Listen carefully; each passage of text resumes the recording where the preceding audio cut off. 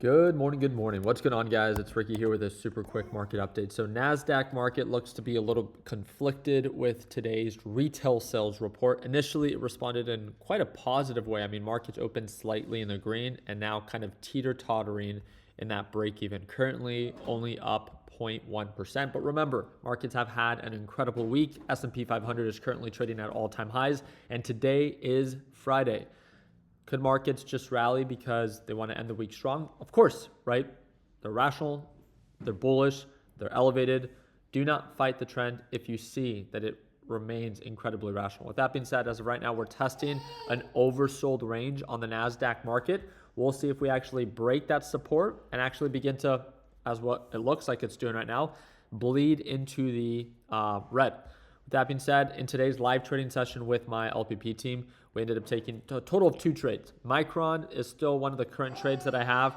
It hasn't been super favorable. I'm up $1,600 to $1,700 on the day so far, but it's still an open position, which means that it's still open to risk.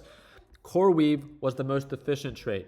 It gapped up, became overbought, one of my favorite setups. That's my personal preference. Overbought reversal, opened up a short, only added more to it when direction became favorable. Direction became very favorable, very quick.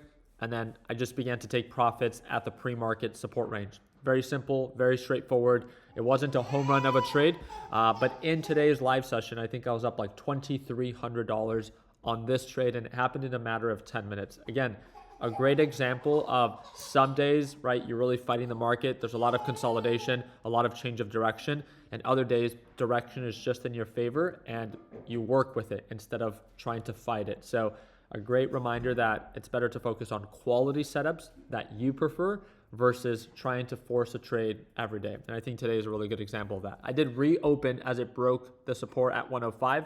I did reopen a small short with about 700 shares. So that's why I'm up now $3,000 on this specific trade. So this is technically a quite oversold range for CoreWeave. It hasn't really broken below the 100s lately after it reported earnings and gapped up. But if it does begin to break below 100, then we do have a huge gap down. But that's a conversation for another time. Remember, shorting comes at a greater form of risk. It's not meant for beginners. We do cover how to short in our LPP lesson library. And even if you want to watch today's live trading session, I'd love for some of you beginners to kind of get a taste of what they experience. You can message me on Instagram right now. It's linked in the description. Message me that you want to watch today's live session. You've never watched LPP live sessions before, and that you're thinking about joining, but you want to watch it first. I'd love to send it to you. It's about a 30 to 35 minute session from start to finish. You'll get to see that CoreWeave trade. So even before you join LPP, you'll be able to experience exactly what it's like. The thing that I quickly want to talk about is, although markets have been quite elevated, the thing that we experienced today is that the retail sales report came out, and it came out worse than what was expected. We expected retail sales to show signs of growth, but we actually saw contraction. Ricky, why is bad news good news? Why is a report that comes out worse than what was expected actually good news for the market? Well, again, you want to remember, we do not want the Federal Reserve, or the stock market does not want the Federal Reserve to raise interest rates.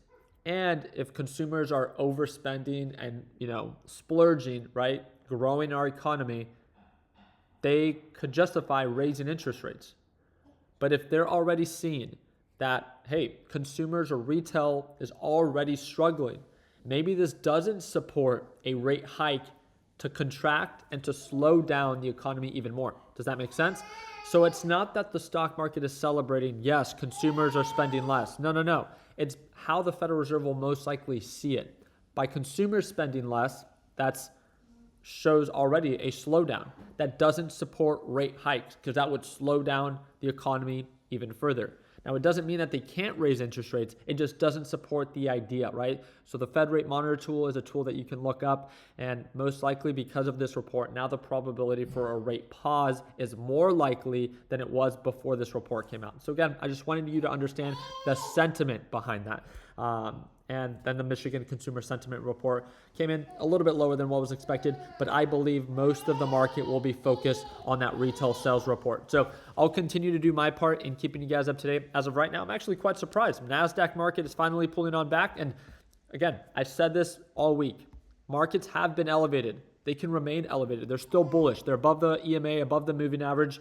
They are approaching overbought levels based off previous patterns, common resistance ranges, but we don't have confirmation of a sell-off. So again, there are a few stocks. I talked about it, PLTR, CoreWeave. I talked about possibly even SpaceX with overbought reversal setups that I would love to potentially short as a swing trade. But as long as markets remain bullish, there's just no reason to enter a swing trade when shorting those individual stocks if overall market environment is bullish. So again, when in doubt, it's better just to be cash and wait for confirmation instead of forcing a swing trade, which means holding overnight, over the weekend, and then end up regretting it as markets continue to creep up higher. Stay patient, stay calculated, allow the bulls to make their money, and then we'll come on in to strike once the opportunity is confirmed, right? We're all here for the same reason. It's to make money. Let's not forget about it. So appreciate you guys' time. Again, if you want to message me to watch today's live session, just message me via Instagram. It's going to be linked down below. If you're ready to join LPP right now, it's the second link in the description down below. I appreciate you guys' time. Hope that we're in a thumbs up. Hope and wish you guys an amazing Friday. And like always, let's make sure that we end the year on a green note. Take care, team.